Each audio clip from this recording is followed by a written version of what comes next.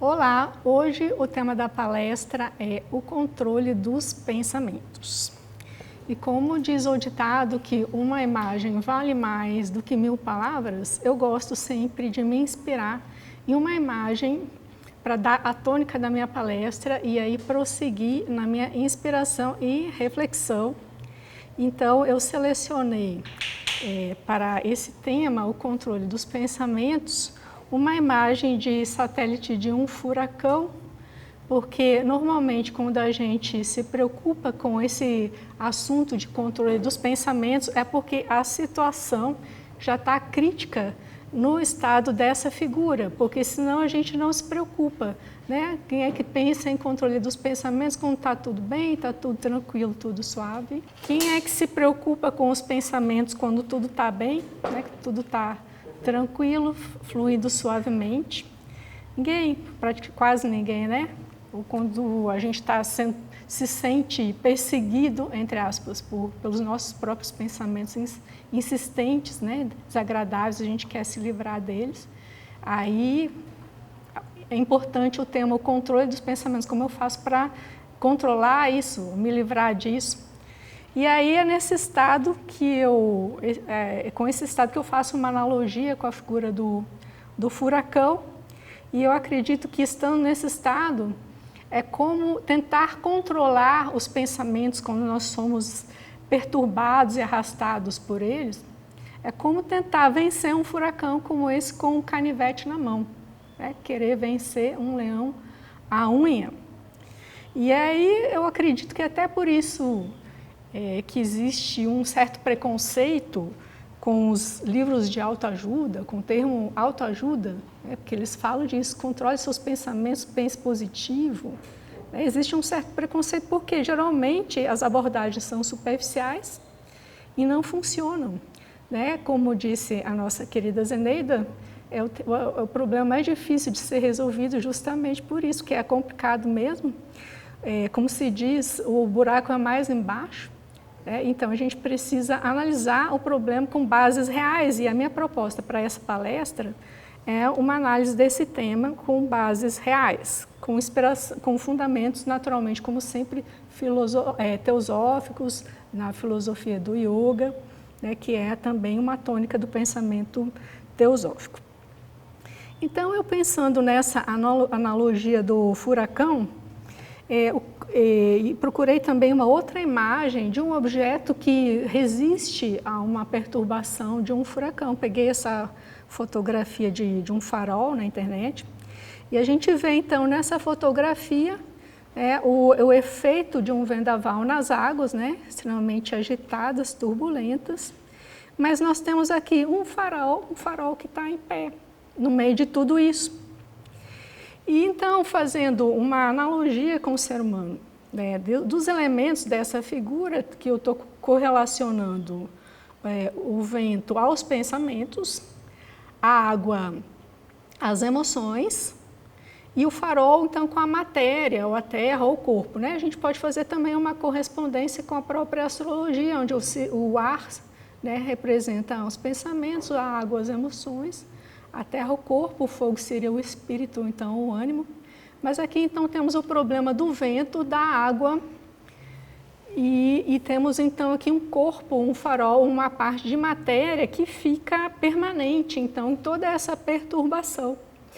Então eu começo destacando que, como a gente existe até um certo chavão que eu acho um pouco preconceituoso sobre a matéria. A matéria é o mal, o problema é o plano físico, estarmos encarnados. Mas, na verdade, se a gente pensar nesse farol, o que permanece estável aqui nessa situação é justamente a matéria. Daí é como a gente vê, de uma forma bastante ampla e complexa na teosofia, a gente precisa da matéria para evoluir e a gente pode pensar isso de uma maneira mais rápida também nessa figura aqui. Porque pense bem, se nós temos uma proposta de nos tornarmos conscientes e de nos controlarmos ou controlarmos minimamente as circunstâncias, nós não podemos ser voláteis ou sutis como o vento, né? Porque se você é um vento no meio desse furacão, você não faz nada, você simplesmente balança. Agora, você pode ser um pouquinho mais denso que o vento e ser como uma água, né? Ela não balança tanto, ela não vai tão longe, mas ela fica muito perturbada e é ela que agride, então, a matéria, né? Então, esse farol fica ameaçado por essa turbulência dos ventos e da água e ela vai se infiltrando. Mas a matéria, se é firme, ela continua ali estável. E é isso que eu destaco como um dos fundamentos da meditação. Porque, como dizia o Buda, siga a sua respiração. E a respiração ela acontece onde? No corpo, né? Na matéria. Então, se no momento da minha vida os meus pensamentos estão como um vendaval, um furacão, perturbados, estão caóticos, as emoções estão turbulentas, tudo está muito agitado, inclusive afetando o meu corpo, que corre o risco de adoecer por causa dessa turbulência. Mas então, quando tudo parece estar perdido e caótico, como um caleidoscópio agitado, o que eu tenho ali como âncora que está estável? O corpo. Então, parece que o mundo está acabando. Na verdade, está tudo ali. Tem sol, tem chuva, tem dia, tem noite. Mas para mim, como eu estou com os pensamentos, as emoções muito perturbados, parece que tudo está acabando, tudo está ruindo, está de cabeça para baixo. O que eu tenho naquele momento? Eu tenho corpo. Então eu respiro. O que eu posso fazer? Perceber a respiração, o ar entrando nos pulmões e saindo. E é isso que ensinava o Buda. Siga a sua respiração, tudo está acabando. Então, nesse fim de mundo, nesse grande colapso, eu respiro o ar. Não é nem eu que respiro, porque o meu eu já está completamente desorganizado, uma situação caótica, mas o corpo está ali, esse farol respira. O ar entra, o ar sai. Eu posso usar outras técnicas, por exemplo, sentir a sola dos pés numa caminhada, ou sentir o meu corpo, dividir a atenção, ou focar a minha atenção nos meus sentidos globalmente, que aí nós temos a atenção plena. Então, antes de conseguir entender isso e conseguir um meio de baixar essa turbulência, é inútil e até assim, um pouco infantil tentar controlar esses pensamentos, né? Porque é mais lenha na fogueira, vai ser mais agitação no meio da turbulência. Então, nesses momentos, que se faz? Ficamos no corpo, né? Essa é a base das técnicas de meditação. Então, eu trouxe aqui, fazendo essa analogia, né, do farol com o corpo e o corpo, a matéria, como um elemento de estabilidade, como referência para o corpo astral, para o corpo mental. Trouxe também a figura, então, de um estado mais avançado de desenvolvimento, que é a figura de um Buda, onde de tanto que ele está ali, né, permanecendo na matéria, naquele corpo, né, então com essa permanência, a causa daquele movimento vai cessando, porque no momento que a atenção, o foco da atenção está no corpo e não mais produzindo outros pensamentos, que é mais vento, a causa que move o vento, que são os pensamentos, ela deixou de ser produzida. Então, eles não têm mais um alimento para continuar se mexendo. Consequentemente, as emoções também não têm mais uma causa que as move. Por quê? Porque o foco está todo ali no corpo. Então, ele respira, ele segue a respiração. O ar entra e o ar sai. E com o tempo, então, aqueles movimentos cessam e ele atinge a serenidade. Então, eu faço também uma analogia com a figura da casa sobre a rocha, né? Tem na Bíblia, construa a casa sobre a rocha. Normalmente a gente interpreta a rocha como um espírito, né? Construir a edificação, a sua vida numa base espiritual, né? Mas como todas as imagens admitem várias interpretações, nós também podemos fazer essa, né? Então, estabelecermos as nossas vidas, a nossa atenção na rocha ou na estabilidade do corpo. Agora, se não tivermos essa estabilidade, então, desses veículos, então, o corpo como uma base, né, para uma solução. E o corpo ainda não está calmo, né? Então os próprios sentidos ainda estão excitados. Então ali toda tentativa ainda de controlar os pensamentos, ela é frustrada, porque é impossível. Já está escrito na Bhagavad Gita, que aqui citei, verso 60 do capítulo 2, Krishna diz: ó filho de Kunti, os sentidos excitados mesmo de um homem sábio, ainda que ele se esforce impetuosamente, arrebatam sua mente. Então, a pessoa pode ser sábia, ela pode ser um farol de sabedoria, né? Onde não ter apenas um corpo, mas ter uma luz de sabedoria, ainda assim, né? E a gente vê também nos textos de yoga que existe essa impossibilidade, né, de atingir uma calma mental, porque os próprios sentidos do corpo estão agitados. Eu trouxe aqui a imagem e vocês depois podem pesquisar. É muito interessante ter uma noção básica sobre a medicina chinesa, dos meridianos de acupuntura, que são os desenhos dos meridianos dos canais onde circula a energia vital do corpo, que é a eletricidade. Então, existe uma eletricidade que anima o corpo e ela tem um circuito que precisa estar harmonizado. No momento que essa água e esse vento estão agitados, desorganiza todo esse circuito elétrico, inclusive o cérebro, né? Como vocês veem aqui na figura, o cérebro é cheio, ele depende dessa eletricidade para funcionar. Então, se tudo isso está desregulado, não tem mágica nenhuma que faça a pessoa controlar os seus pensamentos. Então, primeiro é preciso organizar as bases, né? Como eu falei, como se diz, o buraco é mais embaixo, eu prefiro ter uma figura um pouco mais positiva do que um buraco, que parece uma coisa negativa, mas uma construção, né? Uma pedra, que um iceberg, onde a base, a estrutura é mais embaixo, né? Então, antes de, no meio da tempestade, querer pensar positivamente, onde tudo está negativo, vamos primeiro as bases. Então, aqui eu organizei para a nossa reflexão, né, alguns pontos que seriam os pilares dessa base, dessa estabilidade que permite esse trabalho, essa tentativa de se chegar a um controle de pensamentos. Então, naturalmente, a primeira, como eu destaquei, mais importante é o corpo. Então, vocês pensam naquele farol ali no meio da tempestade, aquela matéria está se sustentando. Então, enquanto o sujeito ainda tem um corpo que está funcionando bem, ele consegue ficar estabilizado no corpo, né? Se passar de um limite, toda aquela perturbação, a pessoa vai adoecer, né? Mas se a pessoa tiver uma sabedoria para gerenciar essa perturbação antes de adoecer, ela consegue manter o corpo. Agora, qual é o estado que tem que estar esse corpo para ele conseguir resistir toda essa tempestade, que vai ser uma tempestade elétrica também, nesses meridianos aí que eu mostrei da medicina chinesa. Condições fisiológicas mínimas, né?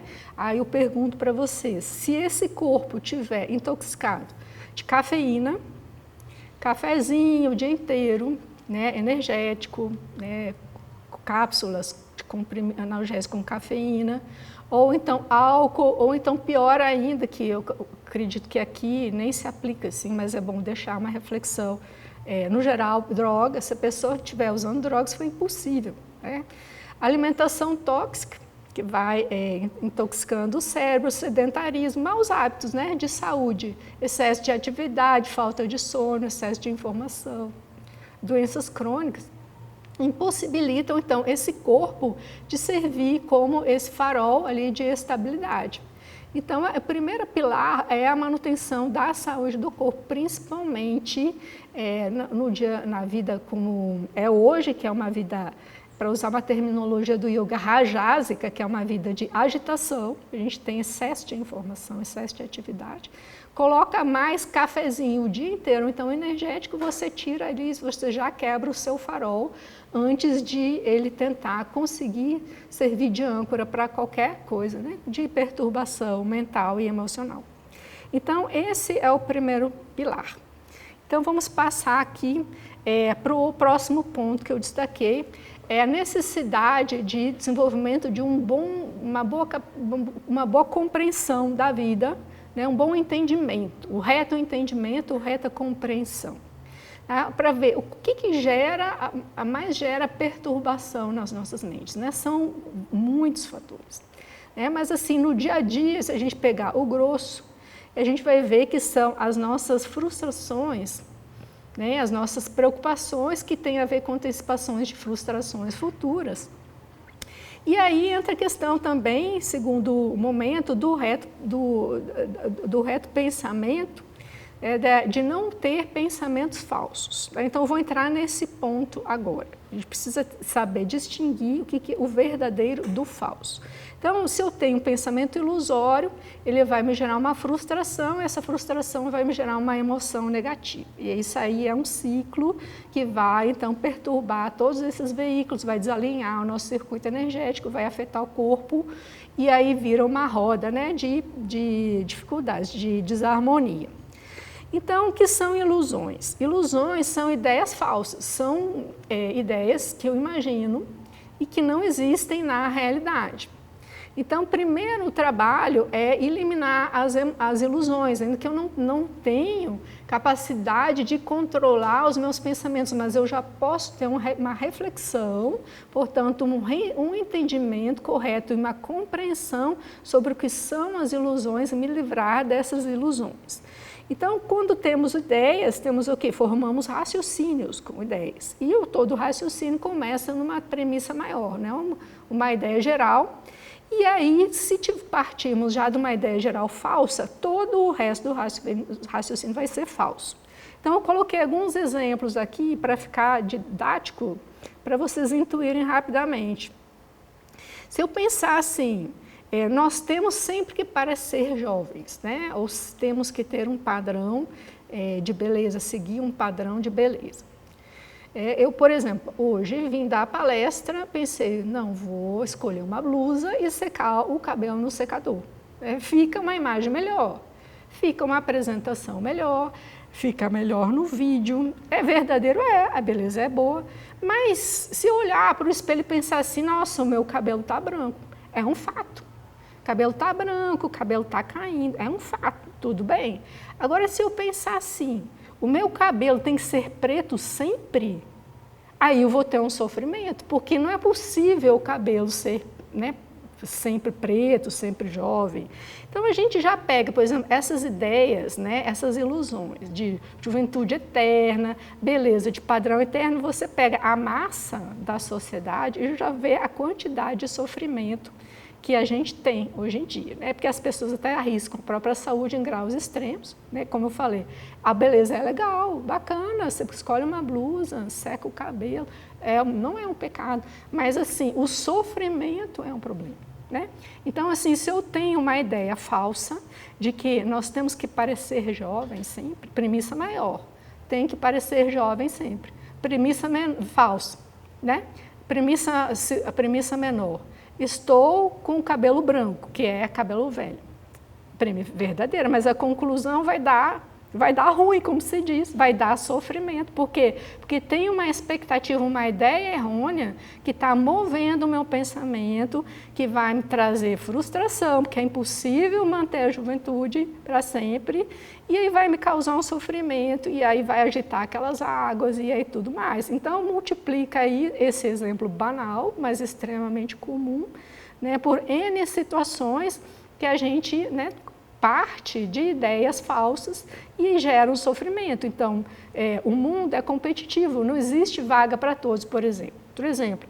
Passar num concurso, não dá para todo mundo passar. Então, alguém não vai passar, outros vão passar. Agora, se eu pensar assim, não, porque sou eu, então, como sou eu tenho que passar sempre em tudo. Eu tenho que dar sempre uma ideia numa discussão que todo mundo vai aplaudir. Minha ideia é a melhor, né? Então, às vezes, a gente tem premissas essas premissas maiores, generalizações que são falsas e muitas vezes são inconscientes, porque a gente não para questionar as nossas expectativas. Nós simplesmente nos frustramos porque não paramos para examinar. Elas estão lá no nosso inconsciente. Estou chateado porque a minha ideia não foi a melhor, mas por que teria que ser a melhor ideia, né? Por que, então? Aí eu pensei em vários exemplos. Todos deveriam me convidar para as festas. Então, descobri que fulano fez uma festa e não me convidou. Né? Eu não conheço essa premissa maior. Todos deveriam me convidar porque sou eu. Né? Eu não conheço, nem percebi, mas simplesmente fiquei sabendo fulano deu uma festa, puxa, nem me chamou, né? Já veio uma chateação, mas por que deveria ter me chamado? Porque sou eu? Será que todo mundo precisa ser lembrado sempre, precisa ser convidado sempre? Todos devem se lembrar do meu aniversário. Se alguém um dia esquecer, né, cortem-lhe a cabeça. Todos deveriam me elogiar. Comprei um vestido, paguei R$300 por um vestido, fui numa festa, ninguém falou do meu vestido. A pessoa volta para casa chateada. Puxa, que foi? Ninguém falou meu vestido. Aí vem, além da falsidade das premissas maiores, a premissa maior seria todos deveriam reparar no meu vestido e deveriam elogiar o meu vestido. Esse que é o erro, né? Fato, ninguém reparou. E aí vem outro vício, né? Outro erro de raciocínio, é que o meu vestido é horrível, eu sou feia, eu sou horrível, eu tenho que botar um silicone, fazer uma plástica, fazer um implante de alguma coisa e por aí vai. Então, assim, é engraçado. mas assim, muitas pessoas estão sofrendo disso, né? Nesse momento, isso é um exemplo de N casos de sofrimentos. Eu não estou dizendo que todos os nossos sofrimentos partem de ideias falsas, mas estou dizendo que muitos dos nossos sofrimentos partem de ideias falsas. Então, o reto entendimento e o reto pensamento, ele é possível de ser exercido muito antes da gente chegar num nível de tranquilidade mental para realmente querer conduzir os nossos pensamentos, né? Então, aqui mais uns exemplos que eu anotei, só para não perder, porque são clássicos. Fulano teve 3 relacionamentos fracassados, então concluiu que os relacionamentos são impossíveis e todos os homens ou mulheres não prestam. Aí eu pergunto para vocês, é suficiente essa amostra de 3 relacionamentos? É uma questão mental, um raciocínio lógico. É suficiente? Pega um planeta de 7 bilhões de pessoas, suficiente. 3 não deram certo, então não é possível, ninguém gosta de mim, né? Sou feia, sou um fracasso, né? Ou as pessoas não prestam. Então, assim, é um problema de raciocínio e causa muito sofrimento. E então esses são assim o nível de problemas médios, né, da população em geral, mas tem ainda os casos mais graves, né, quando se perde completamente o discernimento, né, e as referências, os valores. Essa semana eu vi no jornal uma notícia de que uma pessoa chegou numa delegacia de polícia para fazer uma queixa de que ela pagou a maconha, o traficante não entregou a maconha, logo o traficante estava de má fé e devia ser preso, né? Então, essa pessoa perde completamente as referências e o senso de adequação no momento, né, na fase da humanidade, onde a gente tem problema de referências mesmo. Então, assim, outro ponto da questão, o que nós temos que enfrentar para ter uma estabilidade mental mínima, né, para lidar com os pensamentos. Outro pilar é o desenvolvimento moral, né? Porque as fraquezas morais, elas geram perturbações, geram o peso na consciência que a gente nem vê, a mente distraída não está vendo, mas existe ali um peso na consciência e um problema da mente por causa das fraquezas. Então, o desenvolvimento ético, ele é fundamental também nesse processo de construir uma base, né, para uma possibilidade de se controlar os pensamentos. E aqui, então, eu trouxe da filosofia do yoga um comentário do Taimni, da ciência do yoga, que ele faz sobre yama niyama, né, que é a moralidade no yoga são as abstinências e observâncias, ou seja, em resumo, a conduta ética, E aqui ele está falando, então, que eu vou começar pelo fim, depois eu vou ler o trecho inteiro, que enquanto tem essas perturbações da mente por causa de fraqueza moral, na senda do yoga, aquele pessoa que quer realmente avançar para um nível de espiritualidade mais alto, né, trilhar o caminho da santidade, se ele não resolve esses problemas de moralidade, é inútil tentar avançar na senda e tentar uma prática assim, sistemática, seguir um caminho mesmo, entrar numa prática mais avançada é completamente inútil, porque essas fraquezas morais, elas não permitem a mente ter uma estabilidade. Então, eu vou agora citar um pouco do Taimni, ler esse pedaço aqui. Deve assim estar claro que a moralidade prescrita por Yama e Niyama, ainda que aparentemente simples, representa um código de ética muito drástico e destina-se a construir uma base suficientemente forte para a vida do yoga superior.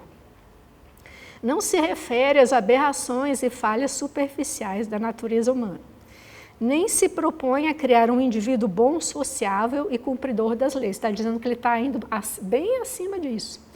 Ela vai ao mais profundo da natureza humana e aí lança os fundamentos da vida do yoga, de tal modo que ele possa suportar o enorme peso do arranha-céu em que se constitui realmente a vida do yoga.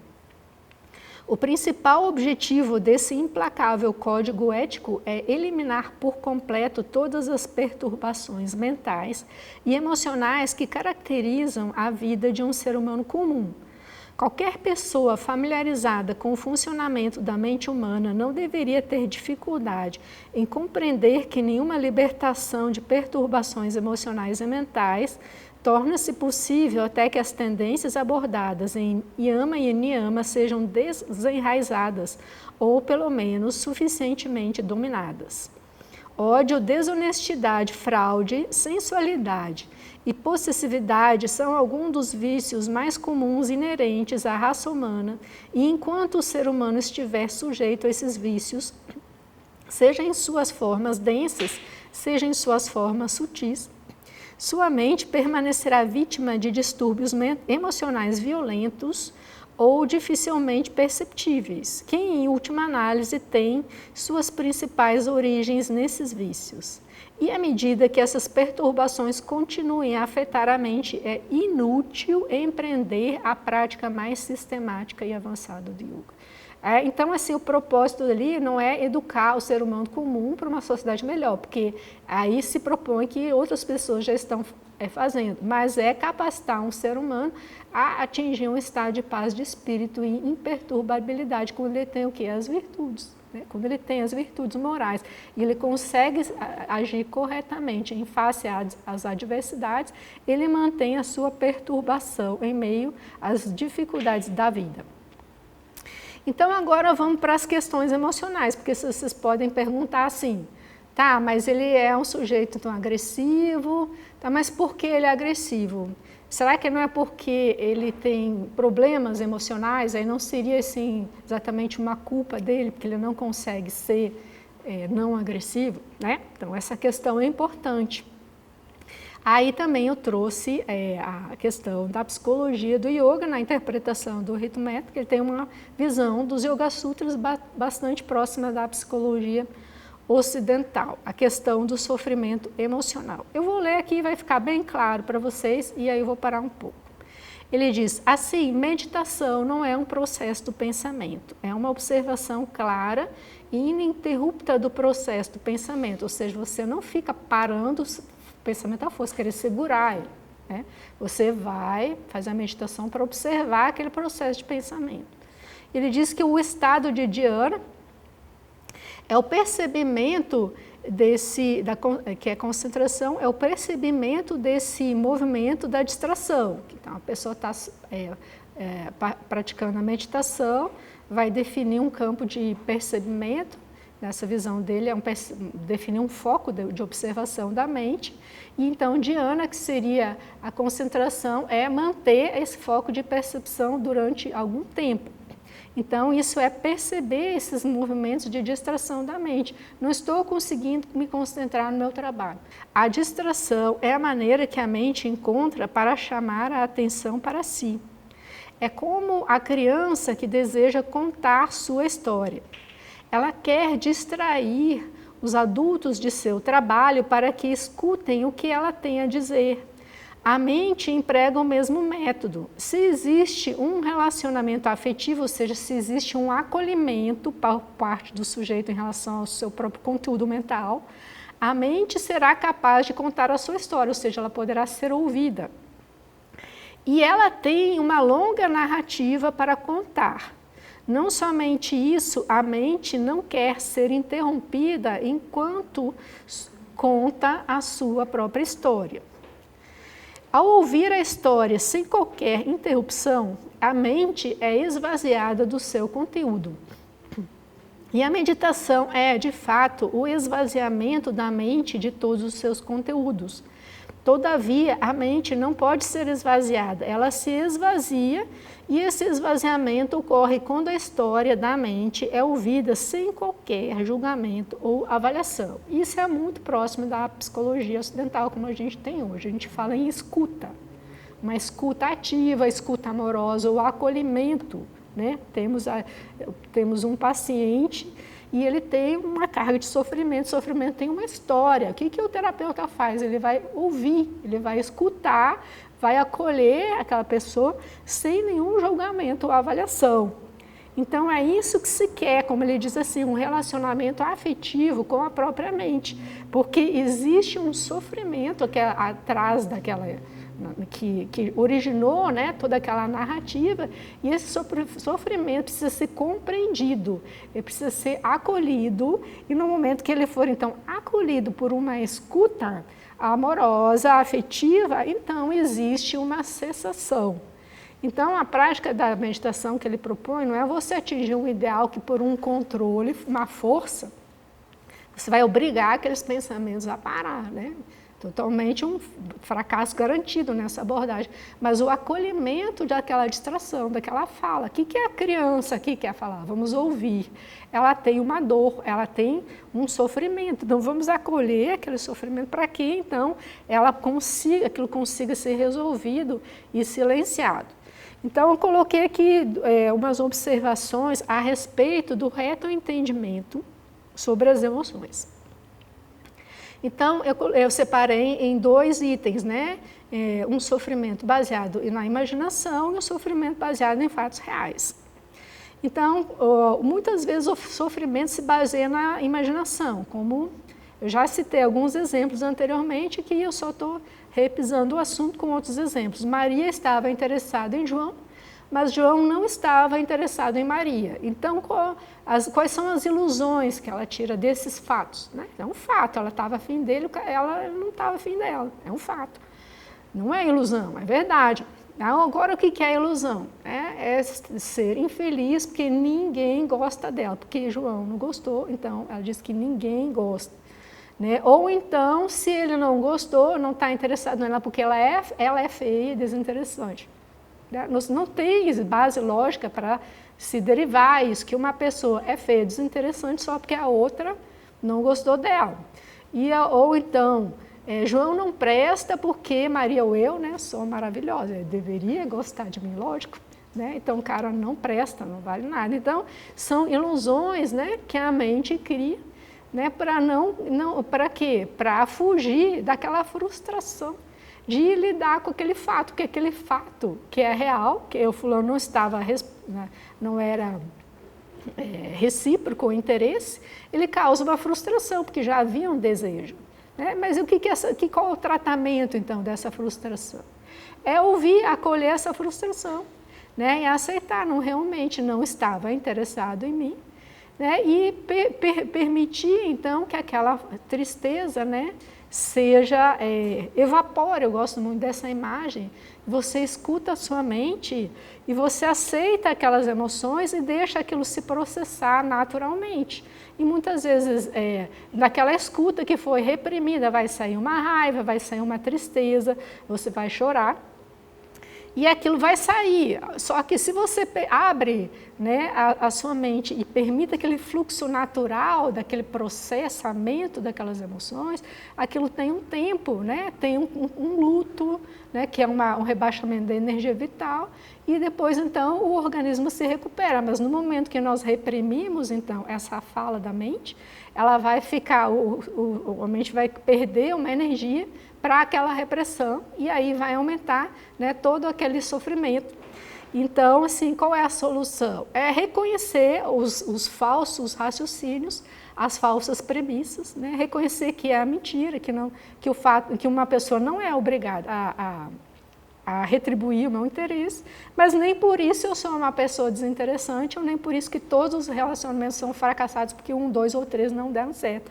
Então, corrigir, né, os falsos pensamentos, as falsas ideias, e permitir, então, que aquelas águas, depois de ser retiradas as causas das falsas ideias, tenham o seu tempo de baixar. E, enquanto isso, fica aqui o corpo.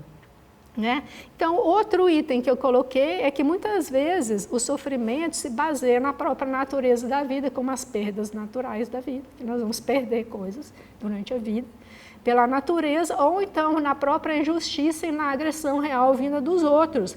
E muitas vezes a culpa não é nossa, a culpa é dos outros sim, e muitas vezes o outro está agredindo. Né? Isso precisa também ser reconhecido como um fato, que muitas vezes eu estou me iludindo, viajando na maionese, então sou eu que estou inventando a causa do sofrimento, mas às vezes o sofrimento é real e o outro está agredindo.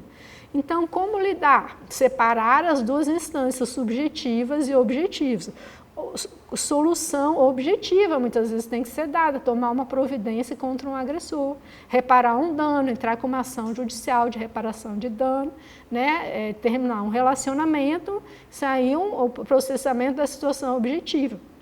Mas ele não resolve a situação subjetiva, que é o quê? O sofrimento que está impresso na mente. Então, aqui, mais ainda do que nas outras situações, a mente precisa ser ouvida e acolhida. A história do trauma emocional precisa ser contada e a mente, né, precisa ser ouvida. A consciência que está ali observando precisa acolher sem julgamento, ouvir aquela história, ser contada, aceitar aquilo ali, deixar as emoções se esvaírem, aceitar aquele rebaixamento da energia vital e permitir um processamento, né, no que o tempo se siga e aquilo se resolva, e muitas vezes vai ser necessário pedir ajuda profissional de um terapeuta, né, quando a dificuldade é muito grande. Então, depois que nós temos então, esses pilares, né, do corpo, da retificação dos pensamentos, do tratamento das emoções, então, quando aquela água e aquele vento, né, já começaram a se acalmar, aí a gente pode começar a se aproximar da mente e dos pensamentos, porque nós não podemos vencer o furacão com canivete, mas nós podemos conduzir um vento quando ele está uma brisa suave. Então, aqui eu coloquei de novo 3 sutras da parte 1 dos Yoga Sutras de Patanjali, sobre a atenção unidirecionada, na tradução, né, do Ruit Metta. O que é atenção unidirecionada? Quando eu consigo conduzir a atenção para alguma coisa que é o meu propósito. Então, se o meu propósito é dar palestra, ouvir a palestra, a minha mente está aqui, eu consigo conduzir a minha atenção. Então, já não estou mais naquele furacão. Então, ele diz que a tranquilidade da atenção unidirecionada torna-se possível, em parte, por meio de uma respiração regular. Quando a gente viu aquela foto dos meridianos da medicina chinesa, a gente sabe que a desregulação da respiração, que vem por causa das emoções, do estresse, da tensão, ela desorganiza aquele circuito vital elétrico. Então, os exercícios respiratórios, para se acalmar quando a gente está muito nervoso, são importantes para ajudar a acalmar a mente, porque eles ajudam a regular aquela circulação do prana, ou da energia vital, pelos meridianos do corpo, principalmente no cérebro. Então, essa é uma técnica, mas ela funciona mais assim em situação de emergência. O que eu acho assim, que como estratégia de mais longo prazo, que é o Sutra, que é a base dessas meditações, né, de plena atenção, né, de acompanhar a respiração, que é esse aqui. A estabilidade da mente também é possível através da mudança dos sentidos, do sensual para o sensório. O que quer dizer isso? Tirar do sensual para o sensório. Então, tirar a mente do princípio do prazer, que é sensual, né? Que é busca do prazer, fuga da dor. Então, assim, eu quero fugir dos problemas, né? Então, tenho preocupações, ansiedades, memórias negativas, porque eu tenho aversão à dor, né? E, ao mesmo tempo, eu também não consigo me concentrar numa coisa, porque eu estou pensando numa coisa boa que eu gostaria de estar fazendo.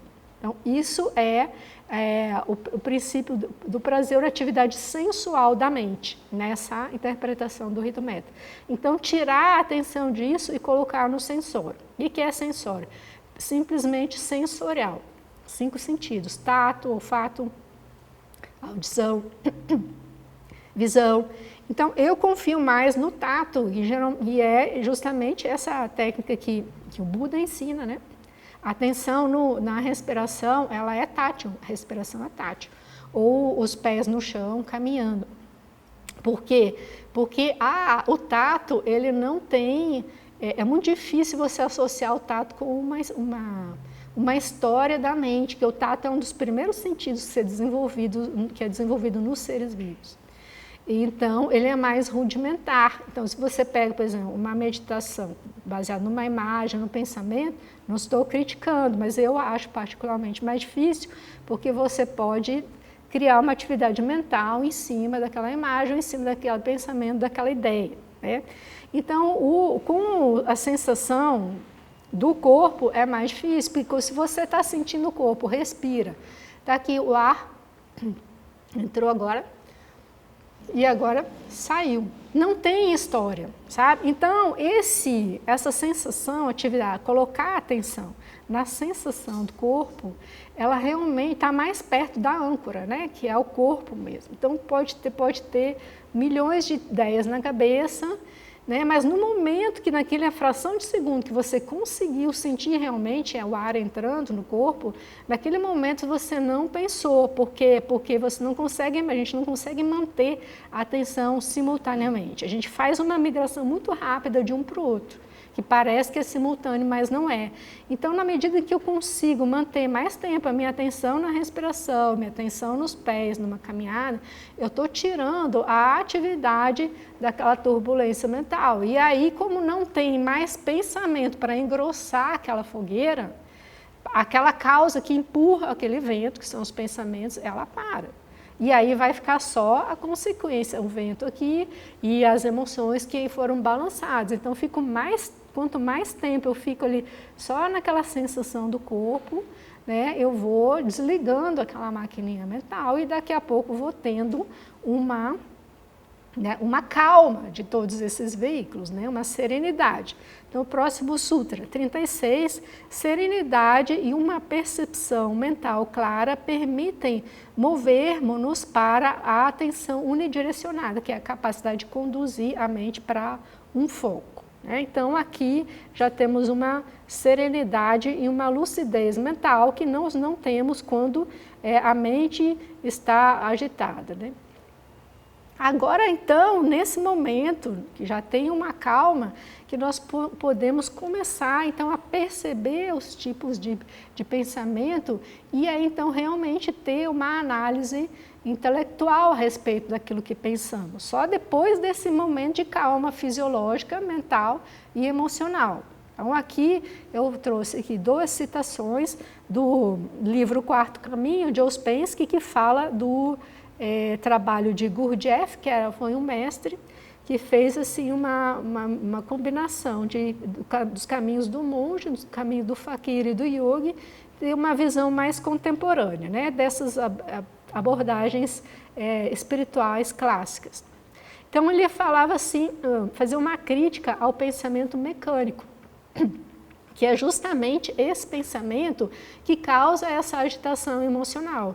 Porque quando nós temos toda essa agitação emocional, nós não temos porque nós paramos para fazer uma reflexão, que nem estamos fazendo aqui, ou então uma análise filosófica, ou então um estudo de teosofia, ou mesmo de outra coisa, né? Esses são os pensamentos que dão uma tranquilidade, né? Não, essa perturbação emocional vem daqueles pensamentos desgovernados e mecânicos, eles são automáticos, eles são o papagaio do pirata. E aí o Gurdjieff chamava essa aqui de pensamento formatório, esse tipo de pensamento automático. Ele diz que essa é a parte mecânica do centro intelectual, né? O mesmo centro intelectual que na sua função superior fazemos uma reflexão, mas a sua parte inferior mecânica, que vai sozinho, que nós precisamos realmente para dirigir, para fazer coisas mecânicas, mas quando ele quer tomar conta da nossa vida, ele causa um estrago. E quando ele quer exercer todas as funções da nossa consciência, ele se torna um problema. Então, às vezes, fala-se dessa parte mecânica, como um centro separado. E, nesse caso, ela é chamada centro ou aparelho formador. A maioria das pessoas só utiliza essa parte, nunca usa as melhores partes do centro intelectual. Mas os conceitos desse sistema, conceitos semelhantes, tipo os conceitos da teosofia, por exemplo, não podem em absoluto ser compreendidos pelo aparelho formador. Aí estamos num nível mais alto de atenção, né? de processamento mental. Esse centro intelectual mecânico tem limitações bem definidas. Uma de suas peculiaridades é que só compara duas coisas, como se numa determinada linha só existissem duas coisas. O centro formador gosta de pensar em extremos, por exemplo, ele sabe tudo ou não sabe nada. Outra de suas particularidades é procurar imediatamente o contrário, porque isso aqui é o quê? Essa parte mecânica, ela é uma evolução da parte da mente animal, né? E o animal ele ainda opera no nível rudimentar de atração e rejeição. Atração e repulsão. Então, essa parte mecânica, o inferior da mente, ele só assim, gostei ou não gostei, sou a favor ou contra, aderi ou não aderi. Né? Então, quando a gente vê um mundo polarizado, a gente percebe, por exemplo, na política, a gente percebe que as pessoas, a massa está operando nesse nível do pensamento formatório. Porque assim, eu gosto de esquerda ou de direita, né? A pessoa não é capaz de fazer uma análise, faz assim, faça uma dissertação de 30 linhas sobre a história do pensamento político de esquerda ou de direita. Ela nem sabe nada de ciência política, nunca estudou, não tem nenhuma formação intelectual, não é capaz de fazer uma análise na história, não, ela é a favor ou contra de uma maneira muito inflamada e passional. Isso é esse centro inferior da mente que está em atividade.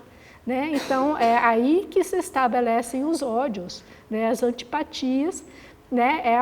É esse tipo de pensamento que ele diz aqui no próximo parágrafo que eu citei, o pensamento mecânico não vale um níquel. Podemos pensar sobre muitas coisas mecanicamente, mas não ganhamos nada com isso. De forma mecânica, só podemos utilizar uma parte pequena do nosso centro intelectual, o aparelho formador, e não vale a pena gastar o nosso tempo com ele. Então, quando nós temos já um estado mental mais calmo, já estamos assim cientes da funcionalidade da nossa mente, né, nós já podemos chegar no nível de selecionar o tipo dos nossos pensamentos e eliminar esses pensamentos assim. Sou a favor ou contra, mas por quê? Sabe que a realidade ela é muito mais complexa do que a favor ou contra o Flamengo ou o Vasco. A pessoa nem sabe a história do Flamengo e do Vasco, mas ela... E aí, se eu gosto do Vasco e o outro não gostar, é meu inimigo, eu já tenho ódio, e às vezes as pessoas brigam e se matam por causa de torcidas de futebol. É essa atividade do centro, da parte mecânica do centro intelectual. Aqui, então, um outro trecho do mesmo livro, que ele dá uma ênfase na questão da identificação, que tem a ver com esse problema do pensamento formatório. Certa vez o senhor disse que pensar sobre as ideias importantes do sistema pode ser uma forma de fazer parar a identificação. Não posso ver a razão por que isso é assim ou por que a identificação deva necessariamente estragar o pensamento. Ele diz que sim, que estraga o pensamento. Porque a identificação torna o pensamento estreito, imperfeito. Ela nos acorrenta, não podemos pensar, não podemos fazer deduções. Ela rebaixa o padrão de capacidade intelectual normal do homem. Então, se eu me identifico com o Flamengo, com o Vasco, de uma maneira passional, eu estou ali imbuído daquela emoção e aquilo inflama, é aquela água ali que está se debatendo ali, e aquela água, ela agita, né? ela atrapalha o cérebro, né? E ajuda a perturbar mais ainda aquele pensamento que já está todo desequilibrado. Então, assim, para chegarmos no controle do pensamento, temos que saber identificar o mau funcionamento do pensamento e qual é o tipo de pensamento que vamos eliminar. Né? Que vão eliminar o quê? Lutar contra? Não, porque aí só vai aumentar aquele agito, é não alimentar, é não dar valor. Né? Para que eu vou entrar numa discussão acirrada, emocional sobre política, sobre futebol, sobre religião, onde não existe nenhuma capacidade intelectual ali envolvida, onde só existe paixão, só existe identificação. Então, esse tipo de atividade de pensamento, diz o Gurdjieff, nós podemos eliminar sem dó, porque é um lixo que não vai assim, perturbar o equilíbrio do nosso sistema, assim como nós queremos muitas vezes eliminar as nossas emoções reprimindo, né? Aí isso vai causar perturbação. Aí ele diz que não, esse tipo de pensamento inferior, né, por pura identificação e mecanicidade, nós já podemos cortar. E aí, então, cultivando esse estado mais tranquilo, desidentificar, tirar as paixões, nós podemos realmente ter um conhecimento melhor sobre as coisas, né? E aí poder escolher e perceber quando os nossos pensamentos estão surgindo. Aí já entramos, então, num nível mais avançado assim, dessa prática ou tentativa que nos permite ver como os pensamentos surgem. E ali nós temos a possibilidade de trabalhar com eles, assim, principalmente os nossos pensamentos mecânicos. Eu estou ali fazendo uma meditação, consegui chegar no estado de calma, aí vem um tipo de pensamento que eu estou acostumada a ter, por exemplo, de preocupação. Eu tenho que cumprir aquele prazo de fazer aquela tarefa. Aí já vem uma emoção. Aí eu percebo aquilo, puxa, aquele mesmo pensamento que fica ali me rondando todo dia e me causa uma perturbação, uma preocupação. Então, já que eu estou vendo aqui naquela situação, numa meditação, já me acalmei, eu posso me desidentificar daquele pensamento e ver, não, realmente eu tenho esse pensamento de preocupação sempre, e ele me causa sofrimento. Mas naquele momento que eu estou ali, eu posso simplesmente ver aquele pensamento ali, né? E ouvir aquela história e deixar ele passar naquele momento. Não preciso me preocupar com nada, eu estou sentada ali na meditação. Então, naquele momento, eu estou treinando a minha mente para conseguir fazer isso.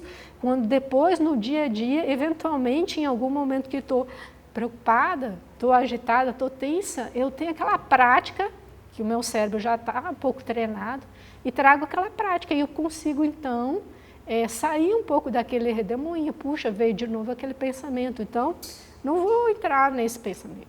Né? Então, assim a gente começa a lidar de uma maneira extremamente sutil, mas é num nível de suavidade, não é na força bruta no meio da tempestade.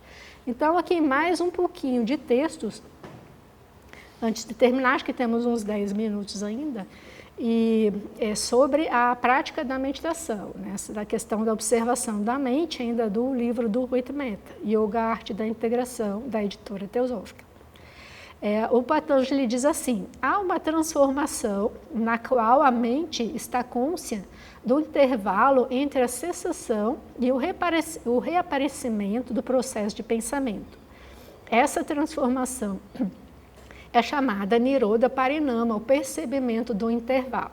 Então, sentamos para fazer a meditação, os pensamentos vão estar lá, porque mesmo quando aquele vento está calmo, ainda tem um vento, tem uma brisa, porque nós temos mente. Sempre vai haver uma atividade mental, né, a não ser em exercícios, né, de meditação profunda, onde isso pode ser aprendido. Mas enquanto nós estivermos vivos, nós vamos ter pensamentos, vamos ter que lidar com os pensamentos, faz parte do mundo manifestado, os pensamentos.